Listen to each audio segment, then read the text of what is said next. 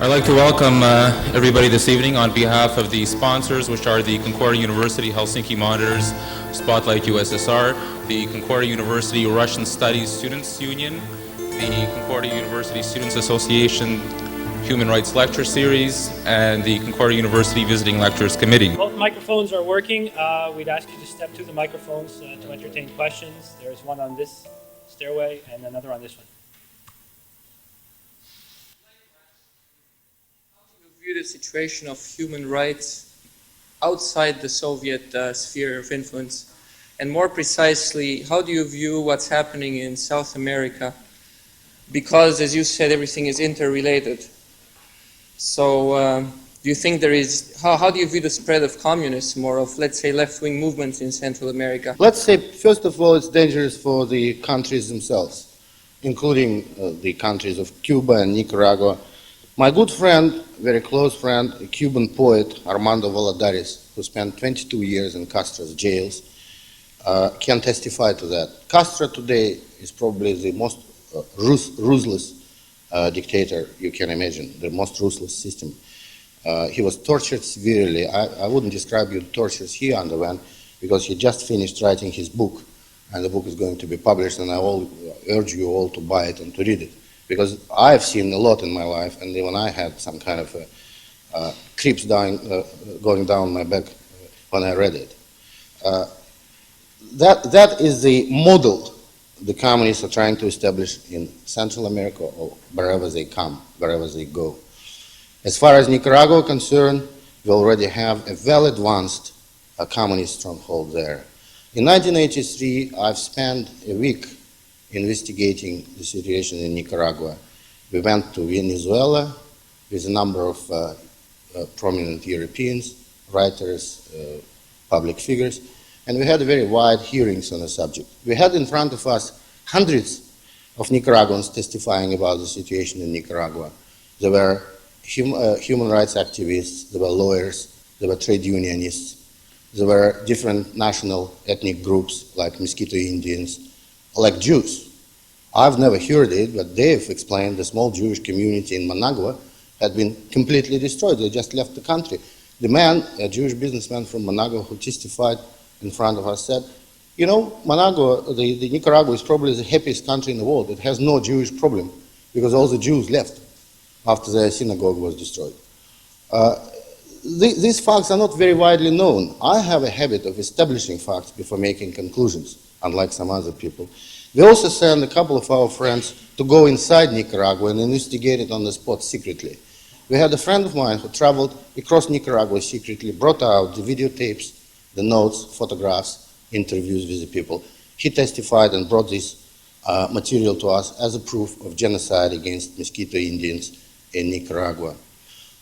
These materials were finally published in Europe, even by very left-wing newspapers like Libération in Paris, because they were objective facts. You couldn't really deny them. As far as the development concerned, we all know how it goes. And unfortunately, my judgment is that the situation in Nicaragua goes exactly by the books, exactly like Lenin predicted it. Apparently, they follow it from the books.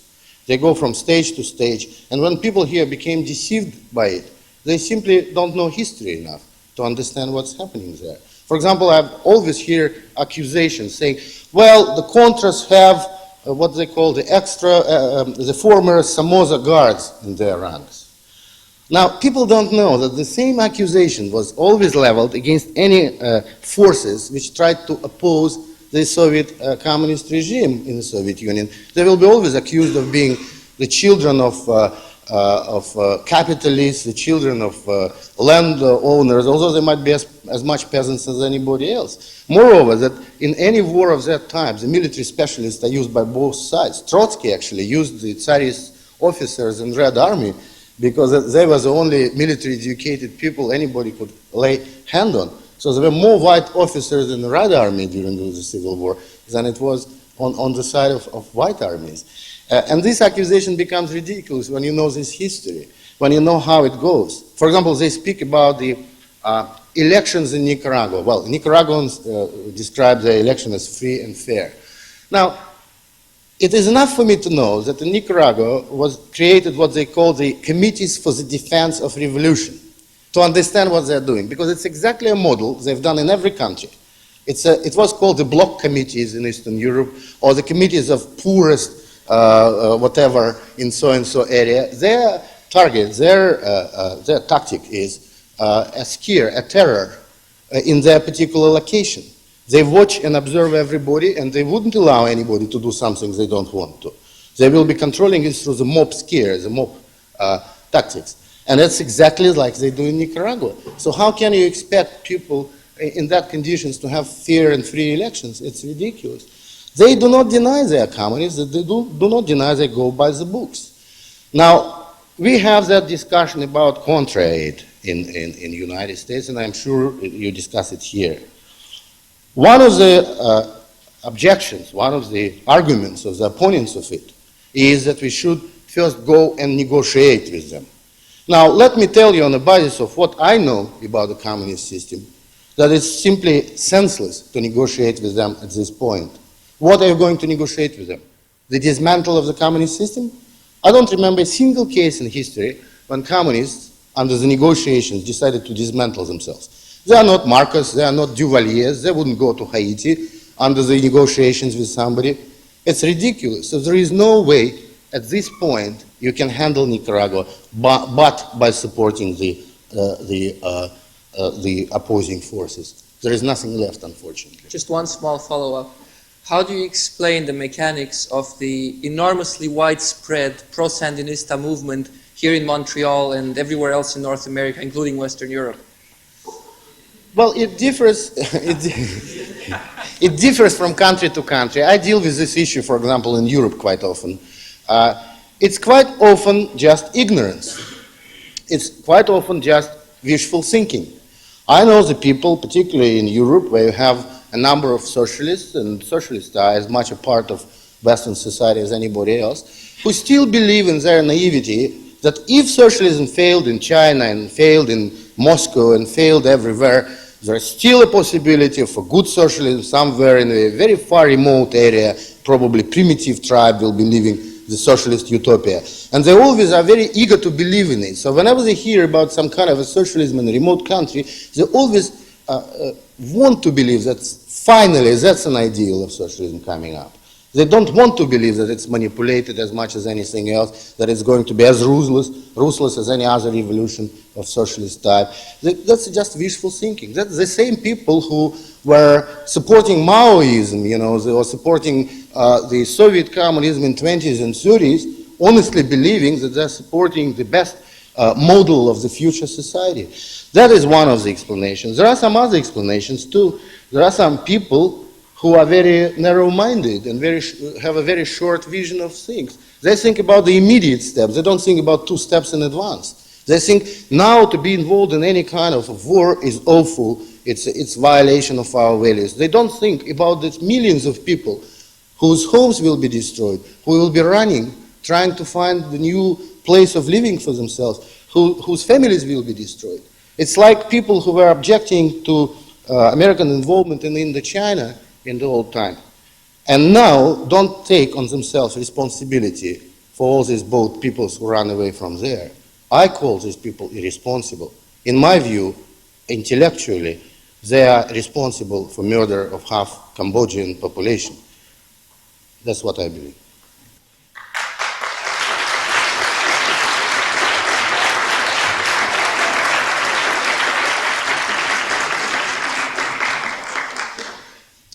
There's been a lot of attention today in the United States these days concerning the supporters of Lyndon LaRouche, who have claimed that the Soviets have infiltrated Western society at its highest levels, even going so far as to label people like Walter Mondale, for instance, a conscious agent of Soviet influence. What is your opinion of such reactionary statements? Do they have any basis in fact? Well, I think it's as much of ignorance as the opposite standpoint. These people don't understand the way the communism works. It doesn't work necessarily through paid agents. It works through what Lenin called once useful idiots. They are not paid.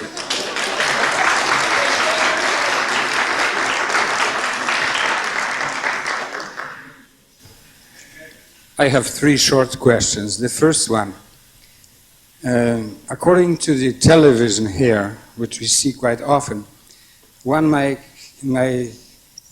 have impression that the people in the Soviet Union believe that they are free. Is that true or not?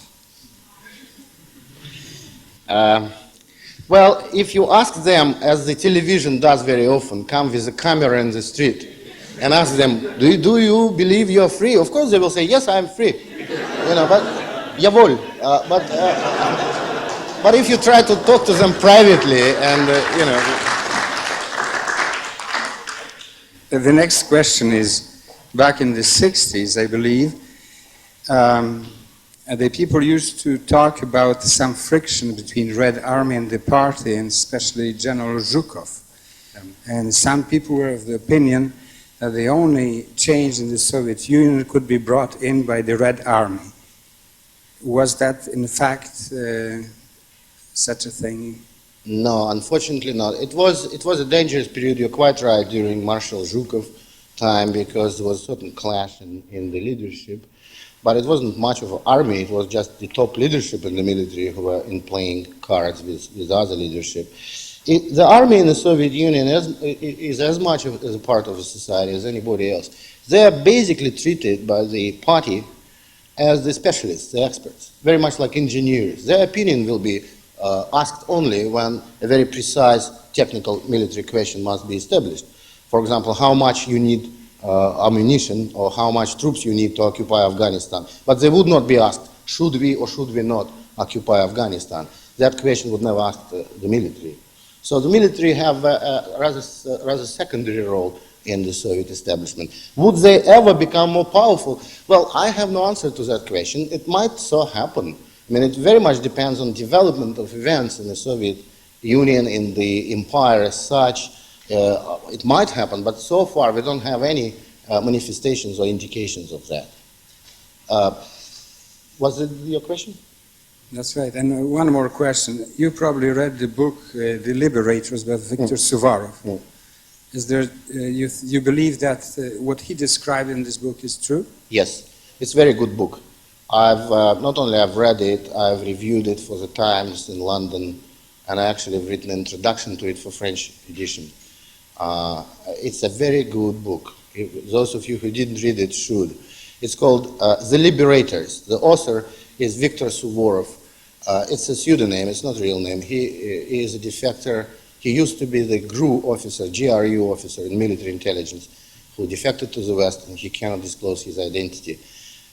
He's a very interesting young man with a lot of knowledge of military affairs. He used to be a junior officer in armor during the occupation of Czechoslovakia, which he describes also as a part of this book, The Liberators. It gives you a brilliant description of relations in the Soviet army. Thank you. Sure. Yeah, an issue recently debated very much in Canada is the problem of Canadian participation in the Strategic Defense Initiative. As you probably know, the Canadian government decided, at least for the time being, not to participate in this research program. Canadian bishops, Catholic bishops, in their wisdom, and they seem to be great experts in those matters, they also pronounce themselves against it. Now, many of us are seriously concerned that this is an issue which may be of very serious importance in trying to exercise pressure on the Soviet Union to implement some changes. I wonder what would be your opinion about it. Well, speaking of Canadian decision not to participate in something, it reminds me these peace groups who would proclaim a nuclear-free zone in their village and believe that in doing so they protected themselves against any aggression or threat or whatever. Actually, in doing so, I must say, Canadians expose themselves to much bigger pressure of the Soviets. They usually increase the pressure on weak. The tactics of the Soviet Union is very simple. They try to sort of feel a weak link and then to increase the pressure on it. So whenever you show any weakness in your reserve or in your resolve to defend yourself or whatever, you just invite their pressure, nothing else. And you might be in a worse position as a result of it than anybody, than, say, Norway, who joined NATO and supports it. Speaking of SDI and the implications of it, I am not a physicist, and I'm not in a position to tell you how effective it will be as a defense system. My expertise is slightly different. I can tell you what effect it will have on the Soviet Union. And it will have a considerable effect. If nothing else, in order to catch up and to keep the competition successfully with the United States on this issue, the Soviet system, the Soviet regime, would be obliged to give more liberties, more freedom to their scientific community. They actually did the same in the late 40s, early 50s, when Stalin needed a crash program on creating the nuclear forces. In order to do that, they had to appoint people according to their merits, their scientific abilities, and not according to the loyalty to the Communist Party, and give them much more freedom. That's how we have Sakharov now, who under other conditions would never reach such a high position in the Soviet society. In order to do that with SDI, the Soviet system would be obliged to do even more. It's not, first we know that it is behind the West in the high technology probably for 15, maybe 20 years, and it had to revise a lot in their own economy in order to catch up in this very important field, in order to be in a good position to compete. This is actually one of the reasons why the Soviet Union this year announced that they are going to have certain economic reforms. The economic reforms which might have quite important implications for the Soviet population. Gorbachev, making his famous 5.5 hours speech in the party congress, he came very close to proclaiming new economic policies, the NAP in the Soviet Union. He didn't do that, but he came very close to that. He speaks now about more incentive to the people, more initiative given to the local enterprises, even introducing some kind of changes in agriculture which are comparable to what Chinese are doing. Why? Not because he became so altruistic, but because the Soviet production declined very steadily, reaching zero, and some people say even negative growth of GNP, being terribly behind in high tech, with the industrial equipment being obsolete for 70–75%, and they cannot produce enough in order to compete with the West. Another consideration which relates to the question asked before, another reason why they need suddenly such a dramatic change in their economic system is that they cannot sustain the burden of their empire anymore. And the empire is not just a stable thing, it's something which must expand in order to survive. The cost of this expansion and empire is astronomical and going higher and higher. At the moment it is assessed to be about $12 billion a year. It's going to be even higher. And they cannot sustain this kind of burden anymore unless they produce really in an intensive way. Now, in order to produce, as they speak about it right now, in order to modernize their economy and make their industry efficient, they must sacrifice some parts of party control over the economic life, and they know it. Now, the question is very interesting. In order to continue spread of the communism abroad, they have to sacrifice parts of it inside of the country, or other way around. That's a choice they're confronted with, and Gorbachev makes it very clear in his speech. That's a problem, and we are going to do that. Now, of course, it's a big question how far they will go in their reforms. Of course, they don't want to go too far. They want to have some intensification within the system given to them. But I don't believe that it's going to happen within the system without changes, structural changes in their society. They cannot really go into the intensive production. So what we're talking about right now is how far the Soviet government will go in dismantling the party control over the country. And it will directly be directly related to how big a pressure you generate on them.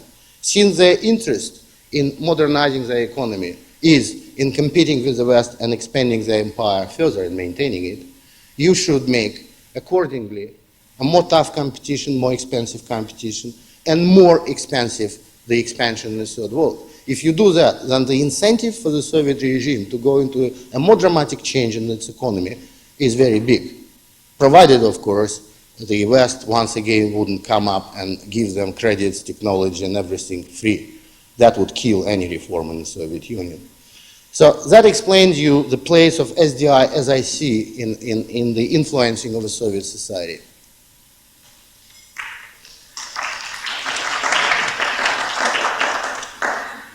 Testing? Yeah. I'd like to find out basically how you feel about capitalism, because my understanding is that it's largely responsible for a lot of human rights violations around the world as well.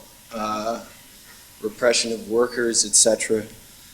And like a case like Brazil or South Africa, I mean, it's my understanding that apartheid could be stopped tomorrow, but the fact that France, the United Kingdom, Canada, USA are making too much money there to want to end it. I mean, they make a lot of money there. You've told us tonight that communism isn't the answer. I'd just like to know how you feel about capitalism and the fact that it violates human rights as well in expansion of markets, etc. Well, as far as the capitalism concerned, I didn't actually find the pure capitalism in your society anymore. It probably was the way of life in late 19th century. Now, in every society I've lived in, there are certain restraints exercised by some public institutions. In Europe, those of you who lived or have been in Europe know how much the power of what you call capitalism is restricted by power of trade unions. So these two forces seem to counterbalance each other to such an extent as not to allow either side to exercise excessively its power or to become abusive. As far as some of the developing countries concerned, like you mentioned Brazil and some other countries, certainly they need a more democratic development in their countries before they can avoid the worst abuses in their societies. Let's remember that these countries like Brazil or Argentina or some others in the same area turned to democracy only very recently. The public institutions still not very much developed in them as far as I can judge.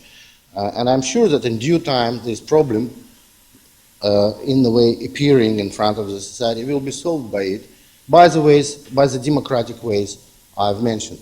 One of them, and I believe, will be the creation of trade unions in these countries with certain protective power given to them. As far as the South Africa concerned, I'm not a great expert on that. I've read a few articles and few books on the subject. I'm not quite sure that you're correct, your assessment is correct when you say that apartheid exists only because France, England, or United States makes profits over there. It's by far more complicated issue, as far as I can judge. It looks that it couldn't be done very quickly because of the inequality and injustice existing in that country for too long. So, and in my experience, it's always better to have a slow improvement than a quick explosion, which might be too bloody. So I wouldn't advocate very hasty measures in South Africa, particularly violent measures, because we can imagine what tragedy might ensue as a result of it. But of course, the due pressure should be applied to apartheid and to their system to go along the line of reforms, introducing more and more of elements of equality and democracy into their society.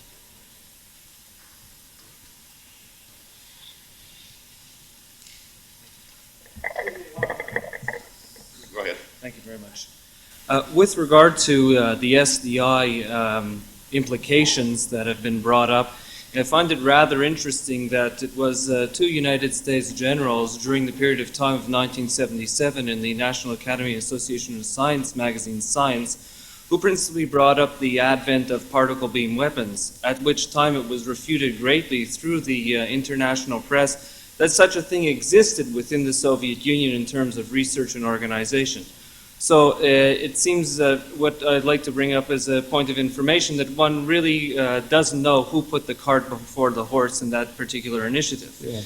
However, it has caused severe pressures both on the United States and the Soviet Union in terms of economic allocations of their resources. And seeming as it's rather evident at this period of time that the Soviet Union is facing severe economic constraints, it perhaps would be a good period of time to take action in terms of the West's pressure on that particular economic entity, namely the Soviet Union, in terms of gaining structural differences or structural progression. Yeah. I would like to ask you at this time, what type of structural progressions would you suggest in that particular nation? Well, some of the suggestions are already made by the current leadership. They have already moved somewhat, edged toward the elements of market economy in the Soviet economy. They do not proclaim it as such. They are very cautious in their pronouncements because surely the party mechanism will be very much against it, although they know there is no way to survive otherwise. So it's very cautiously worded.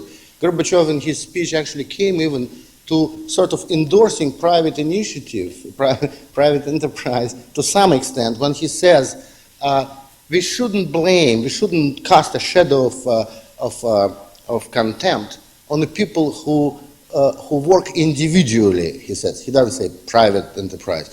So he is inclined to think about it. He wouldn't go by his own volition that far, because that means effectively a loss of power by the Communist Party. But the necessity, the economic necessity, will move them further and further. They said several things. For example, in agriculture, he says that emphasis will be given to the family-based productive link, a small unit to which the land and the machinery will be rented in long term, and who would be taxed in lump tax rather than in progressive way. That is, the quota of delivery to the state of the goods produced will be established once and forever and not corrected. All produced in excess of it will be the property of these people, and they can sell it either in a market system or to the state on the price they will determine.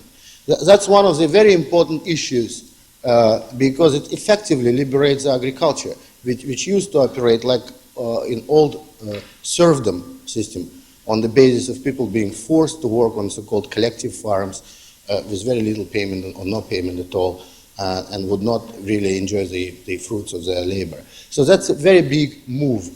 Of course, it also involves a lot of changes which the Soviet leadership doesn't want to achieve, to have. For example, Gorbachev says about necessity to have price formation being more flexible and more market-oriented. Now, he cannot introduce this thing immediately, because if he does, then the power of the Communist Party will be lost forever. You cannot rule a country by both party and marketplace. That doesn't work. People become promoted either according to their merits, productivity, efficiency, or according to their loyalty to the Communist Party. Now, if that happens, the Soviet leadership at the moment does not understand the implications of what happens, or at least doesn't want to understand that. In due time, they will discover that the more efficient the economy becomes, the less powerful becomes the party. The party will start to disintegrate, like it does in China very efficiently. And of course, at a certain moment, the question will come, would they continue or would they stop?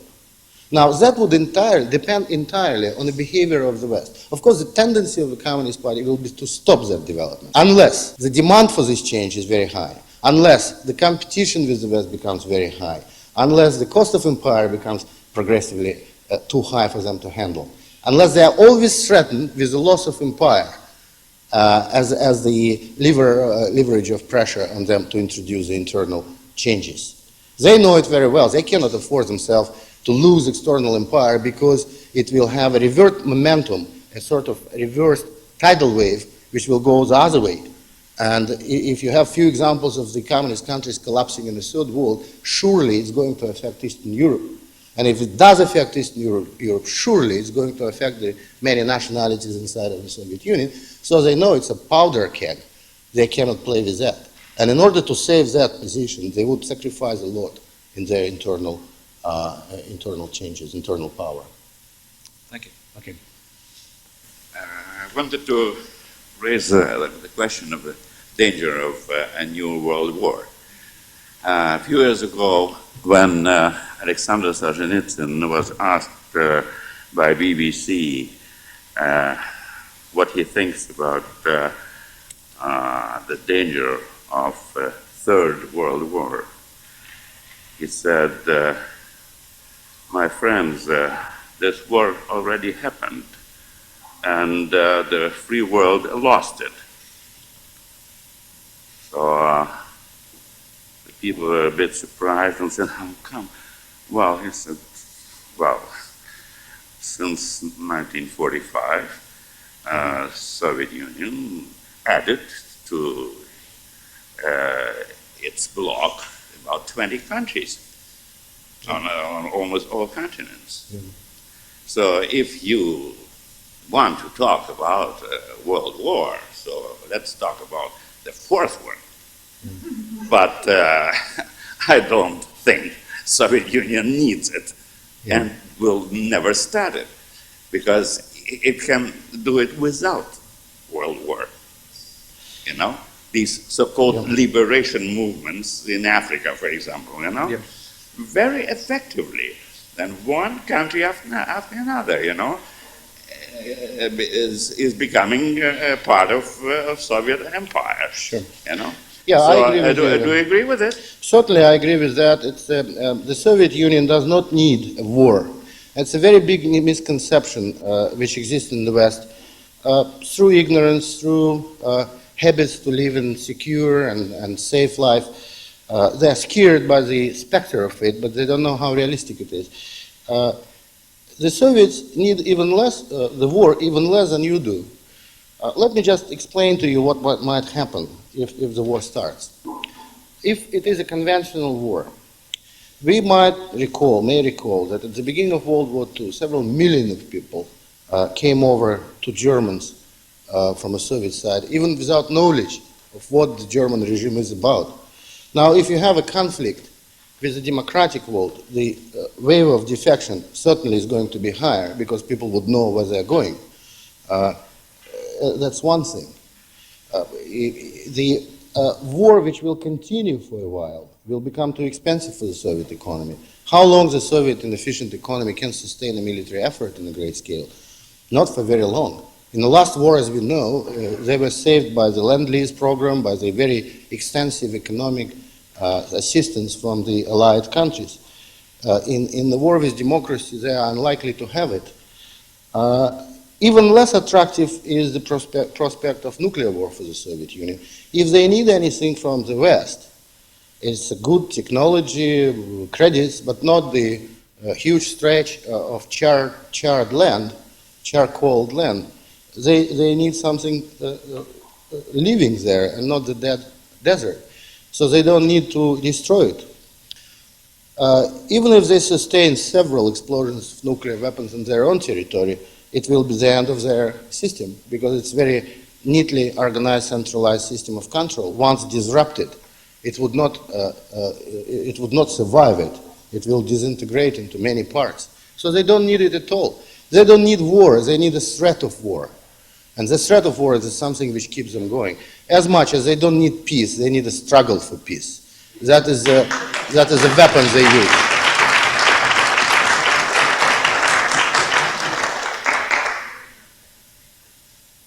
Are there any more questions? Comment on Ethiopia and the resettlement program and how the Canadian government is participating in this resettlement? Well, I don't know much about the Canadian participation. I know that a lot of other countries do that, and I know that a lot of public groups do that without even understanding what they're doing. You see, the motive of these people is unquestionably very good. They want to help nation in distress. But through their ignorance, they help the oppressive government against the nation which suffers. They do deliver this help not to the people of Ethiopia, but to the government which is using it to give it to those whom they want to give or to force them to be relocated in another area. That is something like the West helped Russia in 20s when Lenin used that help in order to establish his authority in the Soviet territory. It's amazingly accurate. If you read the history of 20s and how it was done with American help, very honest, very generous American help, you will be amazed. People of that time who were involved in it on the American side didn't understand it. Those on the Soviet side knew it. They said, well, with this help, probably 3 and not 5 million people are going to die, but at this time they will be selected and not at random. And that's exactly what happened. The degree of responsibility of the people who contribute indiscriminately for the help of Ethiopia is amazing. They should have known where their money are going and how they're channeled. And unless they know it, they shouldn't do it. You know, it's not good enough in our time just to come up and say, we are the world, we are the people, and in this capacity we have a right to be ignorant. I mean, that's not good enough. What do you think of the Canadian government sponsoring this selective? Well, I think it's very irresponsible of them to do that. I don't know the degree of their involvement. I'm not following the story, but if they are, it's very irresponsible. They should be insisting, if they want to help people, they should insist on distributing this food to those who are hungry on their own decision, not on the decision of a communist government in Addis Ababa. Yeah, there are two defectors from last year, two different situations, but one is Oleg Gordievsky and the other is Vitaly Yurchenko. Since last year, I haven't heard any news about them whatsoever. Do you have any insights on either one of them? Well, actually, Yurchenko was recently shown on American television. There was a report in American press that he was executed. Because of that, the Soviets decided to show him to American reporters in Moscow. He was shown, he didn't look very happy, but he was alive. Well, the face was the same. The face was distinctly the same. And he talked to reporters, so was he moving? It's a good chance that he was alive.